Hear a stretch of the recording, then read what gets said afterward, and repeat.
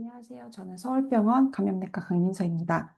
저는 gram 양성균의 반코마이신 TDM 기반 치료와 대안 치료에 대해서 강의를 하도록 하겠습니다. 일단 gram 양성균과 gram 음성균에 대해서 간단히 짚고 넘어가도록 하겠습니다. gram 양성균은 두꺼운 펩티도글라이칸을 특징으로 하게 되고 이제 항균제를 쓸 때 그래서 이 세포벽의 합성을 방해하는 즉 펩티도글라이칸을 공략하는 것이 필요하겠습니다. 펩티도글라이칸 층 밖으로 테이크익 애시드와 그리고 라이포 테이크익 애시드가 포함되는데 이러한 테이크익 애시드와 라이포 테이크익 애시드가 종특이적인 항체 생산을 유도하고 그리고 점막 상피 세포에 세균들이 부착할 수 있도록 도와주는 역할을 하게 됩니다. 그람 음성균의 경우에는 그람 양성균과는 반대로 펩티도글라이칸 층이 얇고 그리고 테이크익 애시드가 존재하지 않습니다. 그래서 이 펩티도글라이칸 층이 얇기 때문에 이 아우터 멤브레인, 즉 외막이라는 것이 펩티도글라이칸 층 밖에 있고, 그리고 이 외막에 그 라이포폴리사카라이드라는 것이, 즉 LPS라는 것이 존재하게 되는데, 이것이 세균의 병원성을 결정하는 주요 인자가 되겠습니다. 그리고 그람 양성균과는 다르게 그람 음성균에는 포린이라는 게 있어서 이러한 것들이 이제 세균을 세포 밖을 통과할 수 있도록 도와주는 그런 통로의 역할을 하게 됩니다. 그래서 MRSA라는 것은 흔히 들어보셨다시피 메티실린 레지스턴트 스타필로코커스 아우레우스인데요. 그래서 SRS는 특징적으로 비룰런스가 굉장히 강하기 때문에 메타스타틱 인펙션이 흔하고 감염이 발생한 조직으로부터의 제거가 어렵고 그리고 의료 관련 감염은 대부분 MRSA에 의해서 발생한다고 합니다. 그래서 MRSA는 감수성이 우수한 항생제가 투약이 되더라도 반응이 좋지 않은 경우들이 대부분이고, 그리고 펄시스턴트 박테레미아가 흔하고 또 폐렴의 치료도 힘들게 됩니다. 그래서 MRSA 감염의 임상 양상은 첫 번째로는 균열증이 있겠고, 두 번째로는 앞서 설명드렸다시피 72시간 이상 지속되는 persistent 박테레미아가 굉장히 흔합니다. 균열증의 약 16% 정도를 차지한다고 합니다. 그리고 치료가 매우 까다로운 질병인 인펙티브 엔도카다이티스, 즉 감염성 심내막염을 흔히 유발하는 균주이고, 그리고 중심정맥관 감염, 관련 혈류 감염, 즉 클랩시를 자주 일으키는 균주가 되겠습니다. 또 골관절 감염을 흔하게 일으키게 되는데 이 골관절 감염, 버테브라 OM이라던가 아니면 septic 아스라이티스 등의 감염을 일으키고 원인균의 80에서 90% 정도가 SRS가 됩니다.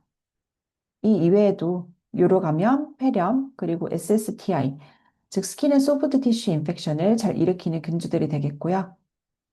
그리고 드물게는 톡식 샥 신드롬을 발현하기도 하는데, 이는 톡식 샥 신드롬 톡신을 가진 황색 포도상구균에 의해서 발생하게 되고, 이 이제 신드롬 같은 경우에는 경계가 불분명한 홍반이 전신에 나타나면서 피부가 벗겨지는 굉장히 중증으로의 반응을 보이게 됩니다.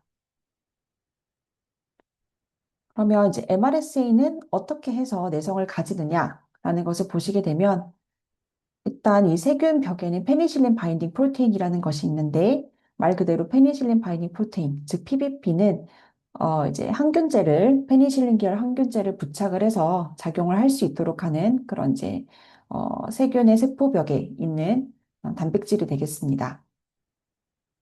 스트랩토코커스 뉴모니아에 같은 경우에는 이 정상적인 PBP는 페니실린이 부착하는 데 비해서 이 PBP가 이제 뮤테이션이 되게 되면 이제 활성화된 구조가 변하면서 페니실린이 바인딩되는 것을 방해를 하게 되어서 페니실린에 대한 내성을 죄송합니다. 페니실린에 대한 내성을 획득하게 됩니다.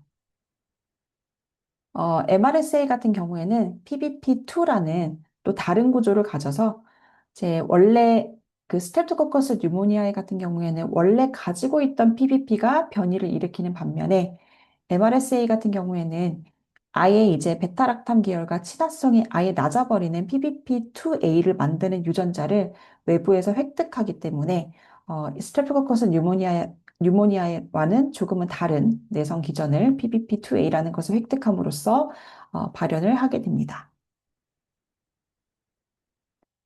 그럼 MRSA를 치료할 수 있는 항균제들에 대해서 일단 살펴보도록 하겠습니다. 첫 번째로는 가장 흔하게 많이 알고 계시는 반코마이신이 되겠는데요.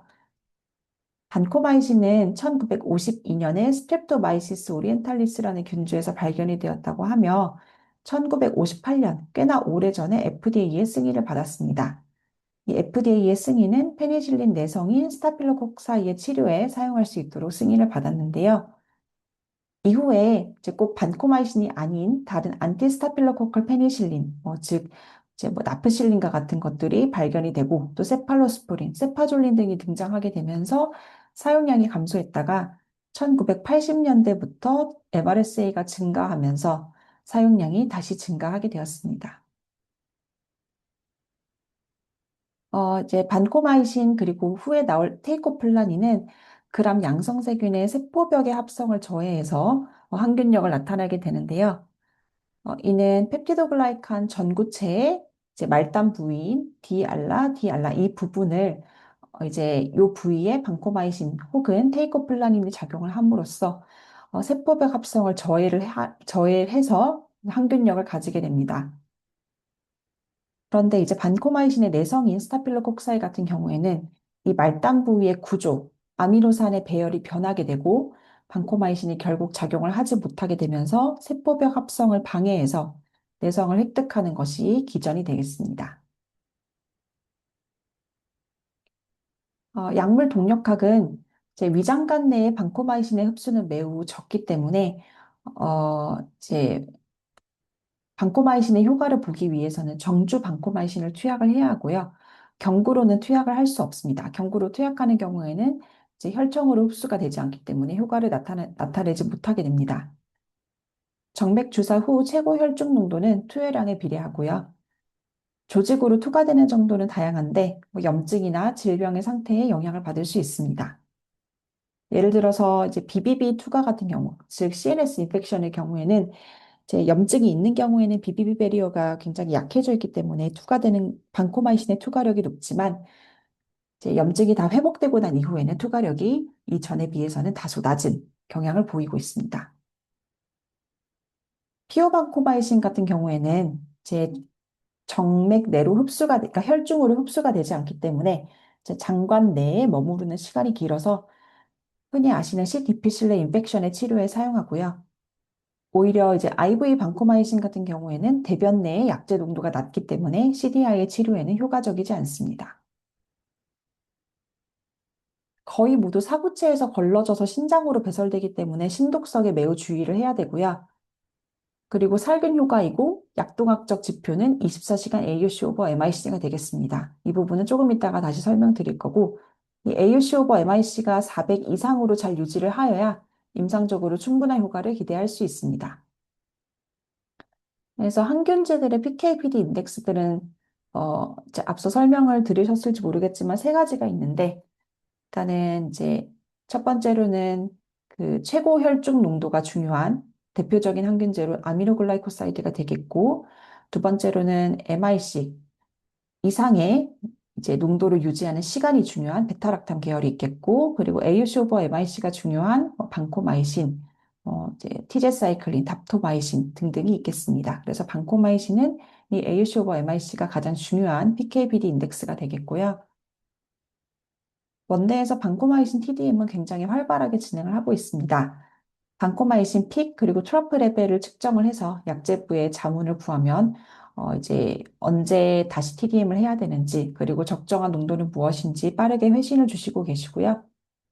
타겟은 AUC 오버 MIC가 400에서 600을 타겟으로 하게 되고 그리고 두 번 체열을 추천을 드리는데 트러플 레벨 같은 경우는 이제 다음 투약 직전의 최소 농도입니다. 그래서 이제 다음 농도 측정 30분 전에 체열을 하도록 권장을 하고 있고, 피크 레벨의 말 그대로 가장 최고 혈중 농도이기 때문에, 이제 투약 종료하고 1시간 있다가 체열하는 것을 권장을 하고 있습니다. 그래서 이제 그 로딩 도즈를 하냐, 아니면 로딩 도즈를 하지 않냐에 따라서, 피크 레벨과 트러프 레벨을 측정하는 이제 시기가 조금 달라지긴 하는데, 이제 일단 로딩 도즈를 투약한다는 가정하에는 첫 번째 유지 농도를 유지 농도를 투약하기 전후로 트러프와 피크 레벨을 측정을 해서 약제부에 자문을 하도록 회신을 드리고 있습니다. 그래서 신독성이 강한 약제이기 때문에 용량 추천은 이렇게 크레아티닌 클리어런스에 따라서 부하 용량과 유지 용량이 이제 용량과 그리고 간격이 달라지게 되겠습니다. 그래서 이제 정상 신기능인 경우에는 이제 뭐 4회 투약 시점에 TDM을 하셔도 되는데 신기능이 저하되었거나 아니면 투석을 하시는 분들 같은 경우에는 2회 투약 시점에 TDM을 시행을 하시도록 권장을 하고 있습니다. 그래서 이렇게 자문을 구하게 되면 자문 회신서가 오게 되고 이제 혈중 측정하신 트러프와 피크 레벨을 확인을 하고 이제 추천 레지멘과 현재 레지멘을 권장을 해드리면서 그리고 이제 가이드라인에 따라서 타겟 AUC MIC를 400에서 600으로 잡아서 유지를 추천드립니다. 그래서 이제 언제 다시 실험 크레아틴인가 레벨을 체크하셔서 재협진을 달라 이렇게 말씀을 해주시고 있고 굉장히 큰 도움을 받고 있습니다. 부작용과 금기는 많이 아시다시피 신독성이 가장 강한 굉장히 강한 약제여서 주의가 필요하고, 그리고 이제 투약하다 보면은 과민 반응, 피부 발진이라던가 약제열이 나타나는 경우들이 생각보다 흔하게 나타나고 있습니다. 유트로페니아나 스롬보사이토페니아와 같은 조혈기관 부작용 역시 나타날 수 있고요. 레드맨 신드롬 같은 경우는 히스타민 분비에 의한 것이고 주사 속도에 비례하는데, 이제 다음번을 보시게 되면 이렇게 피부에 이렇게 발적이 올라오는 것을 뜻하게 되고 히스타민 분비가 과다해지면서 이러한 경우는 반코마이신의 주사 속도를 굉장히 천천히 투약하게 되면 이러한 부작용을 완화를 시킬 수가 있습니다. 다음은 테이코플라닌이 되겠습니다. 테이코플라닌은 1978년에 이러한 액티노플라나스라는 균주에서 분리가 되었고 1988년에 유럽에서 처음으로 승인이 되었다고 합니다. 반코마이신의 대체 용법으로 많이 투약을 하고 있는데 반코마이신과는 다르게 정균 작용이고 하지만 반감기가 길기 때문에 반코마이신은 뭐 이제 하루에 2번 정상 신기는 기준으로 그렇게 투약이 필요하지만 테이코플라닌은 하루에 1번 투약하는 게 가능하다는 그런 큰 장점이 있고요.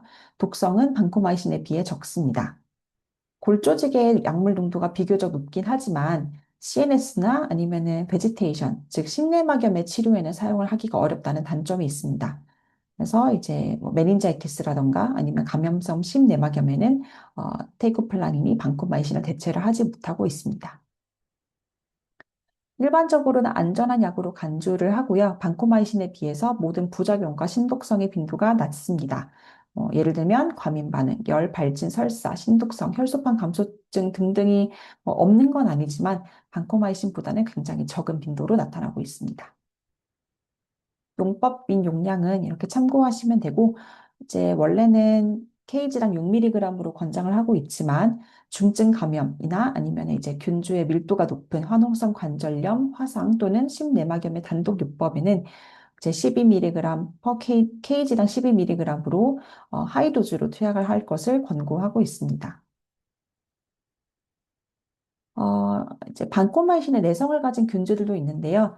여러분들이 병원에서 흔히 보시는 VR이 반코마이신 내성 엔테로콕사이 같은 경우는 굉장히 흔하고 병원에서 분리되는 장알균의 30% 이상이 VR이라고 합니다. 또 우리나라에는 굉장히 적지만 요새 해외에서 점점 증가하고 있고 또 이제 촉각을 곤두세우고 있는 비자 그리고 벌사가 있는데요.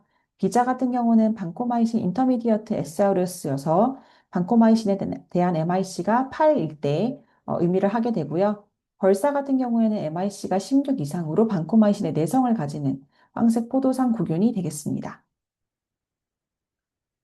그래서 우리나라 이제 질병관리청 연보에 따르면 종합병원의 혈액에서 분리된 주요 병원군의 항생제별 내성률을 보시게 되면은 이 이제 주황색인 반코마이신 내성 장알균이 거의 조금 감소하고 뭐 증가할 때도 있고 감소할 때도 있긴 하지만 대체적으로는 30%를 왔다 갔다 함으로써 굉장히 내성 비율이 높다는 것을 확인할 수가 있겠습니다.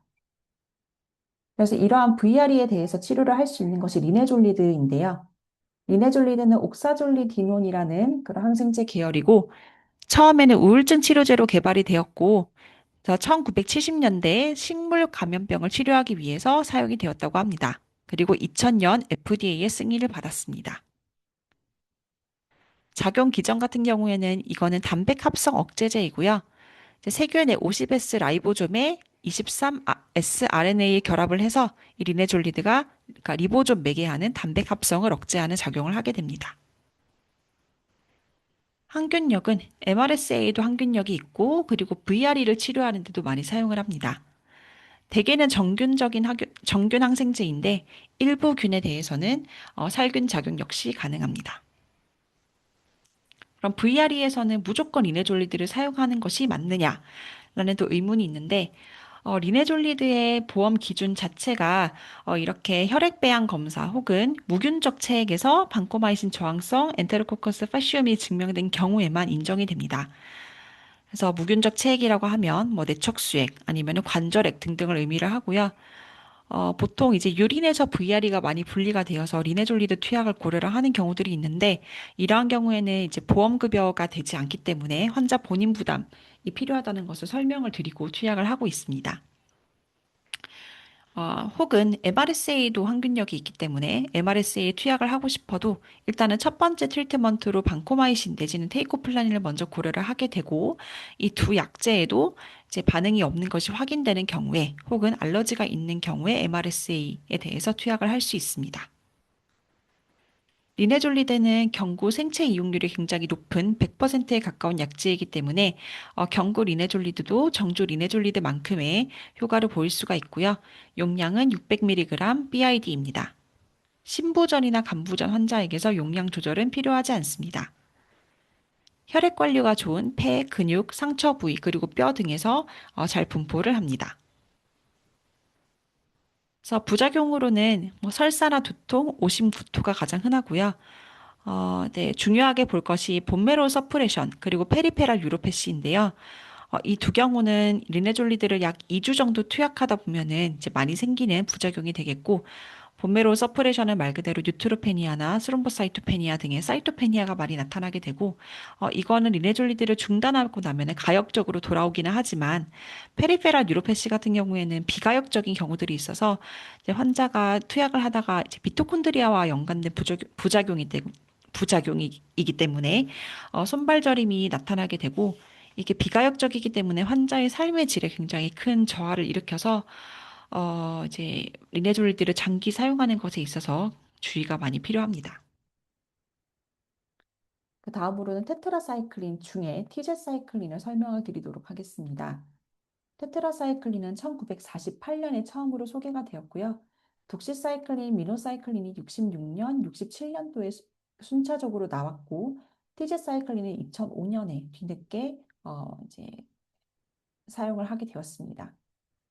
테트라사이클린의 세대로는 2세대가 흔히 아시는 독시사이클린, 미노사이클린이 되겠고, 3세대가 티제사이클린이 되겠습니다.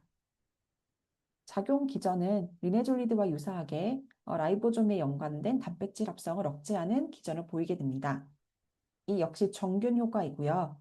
PKPD 인덱스는 AUC 오버 MIC가 되겠고, 독시사이클린과 미노사이클린은 높은 생체 이용률을 보입니다.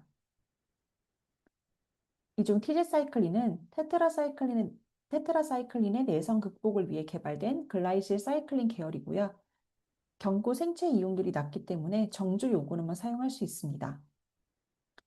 그리고 이제 그 혈중으로의 이제 흡수가 굉장히 이제 적기 때문에 박테레미아에서는 사용을 할 수가 없습니다. 신기능에 따른 용량 조절은 필요하지 않고요. 매우 중증 간 기능 장애에서는 용량 감량이 필요합니다. FDA의 승인은 스킨 앤 소프트 티슈 인펙션, 그리고 이제 컴플리케이티드 복강 내 감염, 그리고 캡, 커뮤니티 어콰이어드 유모니아 이 세 가지에게서 FDA의 승인을 받아서 사용을 하고 있습니다. 티제사이클린의 가장 큰 장점은 브로드 스펙트럼을 가진다는 것인데요. MRSA 그리고 VRE 이외에도 ESBL, CRE, 아시네토박터, 어네어로브까지 많은 광범위한 항균력을 가지기 때문에 이런 면에서 매우 즐겨 쓰이고 있습니다. 그 티슈에 대한 컨센트레이션도 높아서 특히 빌리어리 트랙에 잘 이제 조직에 잘 분포하기 때문에 빌리어리 트랙 인펙션에서 큰 도움이 되겠습니다. 하지만 여기서 보시다시피 유리너리 익스크리션 같은 경우에는 모두 굉장히 저하된 테트라사이클린이 30%, 독시미노가 뭐 30, 13%, 티즈사이클린도 22% 정도밖에 되지 않기 때문에 UTI에서는 사용하기가 어렵습니다. 부작용으로는 오심, 구토, 상복부 통증인데요. 생각보다 굉장히 흔해서 티즈사이클린을 쓰시는 분들 중에 굉장히 심한 오심을 호소하시는 분들이 있습니다. 이거는 용량 의존적이고 그리고 이제 그 임산부나 수유부, 그리고 소아에서 사용할 수 없는 것이 신생골이나 소아의 치아에 침착되기 때문에 치아 변색, 뼈의 변형, 성장 억제 유발을 도모할 수 있기 때문입니다. 다음으로는 답토마이신입니다. 답토마이신은 라이포펩타이드 계열이고요. 1980년대에 처음에 개발이 되었는데 이거는 이때는 하루 2회 투약을 했었고 근골격계 독성이 확인이 되어서 임상시험이 중단되었습니다. 이후에 2003년 미국 FDA, 2006년 유럽에서 승인이 되었는데 이 경우 이제 용량을 좀 줄여서 투약하는 것이 승인이 되었고 그람 양성균에 의한 SSTI에 승인이 되었습니다. 2006년에는 FDA의 승인을 받았고 SRS 블러드스트림 인펙션 그리고 라이트 사이디드 인펙티브 엔도카다이티스의 승인을 받게 되었습니다. 답토마이신은 kg당 10mg으로 하루 한 번 투약이 가능하기 때문에 외래에서 주사 치료가 가능합니다. 항균력과 관련된 작용 기전은 아주 정확하게 알려져 있지는 않지만 세포막의 구조와 생리를 비가역적으로 변화시켜서 세포 사멸을 유도하는 즉 이제 셀월 신테시스와 연관된 작용 기전을 가진다고 알려져 있습니다. 항균력은 글라이코펩타이드계, 즉 반코마이신, 테이코플라닌계 항생제와 유사하고요. 글라이코펩타이드계 항생제 감수성이 감소한 균주에서도 항균력이 있습니다. 그리고 답토마이신과 다른 베타락탐 항생제를 병용했을 때 답토마이신의 감수성이 없는 MRSA에 대한 시험관 내에서 그리고 생체 내에서의 항균력이 증가하기 때문에 시너지스틱 이펙트를 좀 보여서 두 가지를 병용하는 경우들이 많고요. 이 기전은 베타락탐이 이런 균주의 세포막에 이제 변하게 만들어서 답토마이신이 세포막에 잘 결합하도록 유도하는 작용을 한다고 합니다. 답토마이신은 반감기가 길고 그래서 하루에 한 번 투약이 가능하고 주로 신장을 통해 배설이 되고요. 신부전에서 용량 조절이 필요합니다. 비비비는 거의 통과하지 못하고 또 중요한 것이 항균력이 제 렁의 설팩턴트, 우리 계면활성제랑 반응을 하면 분해가 되기 때문에 답토마이신은 폐렴에서는 사용하기가 어렵습니다. 부작용으로는 흔한 것들이 변비, 오심, 구토, 발진이 있겠고 중요한 것이 랍도마이올라이시스와 마요패시를 일으킬 수 있는데요. 그렇기 때문에 답토마이신을 투약하는 경우에는 주 1회 CK 모니터링을 하도록 하고 있고 5배 이상 상승하게 되면 중단을 고려합니다. 특히 신기능이 감소되어 있거나 아니면 같이 마요패시를 일으킬 수 있는 부작용을 가진 약제인 스타틴과 함께 병용하는 환자들의 경우는 주의가 필요합니다. 그리고 최근에는 드물지만 호상무성 폐렴 케이스에 대한 보고도 알려지고 있습니다. 그래서 이거 정리를 해보았는데요. MRSA에 작용할 수 있는 항균제들로 반코마이신, 테이코플라닌, 리네졸리드, 티제사이클린, 덥토마이신이 되겠고 계열과 작용 기전, 투여 경로, 약동학, 그리고 부작용, 주요 특징에 대해서 정리를 해보았습니다. 나중에 참고하시면 되겠습니다. 아직 우리나라에 들어오지 않은 새로운 약제들도 있는데요. 이러한 약제들이 있지만 그래도 흔하게 알고 있는 것들은 세팔로스포린 계열 중에 5세대 세팔로스포린인 세토비프롤과 셉타롤린이 있는데 이거는 모두 세팔로스포린 계열이기 때문에 세포벽 합성을 방해를 하게 되고 다 모두 살균 작용을 가지며 FDA 승인은 셉타롤린이 2010년, 셉토비프롤이 최근 들어서 2024년에 승인을 받았습니다. 모두 적응증은 SSTI, 그리고 지역사회 획득 폐렴, 그리고 균열증에 대해서 승인을 받게 되었습니다. 그래서 5세대 세팔로스포린이 되겠고요. SRS 중에서 MRSA에도 작용을 하게 되고 앞서 설명드렸던 비자, 벌사에도 작용을 하는 광범위한 항균력을 가진 세팔로스포린 계열이 되겠습니다. 제 강의는 여기까지입니다. 감사합니다.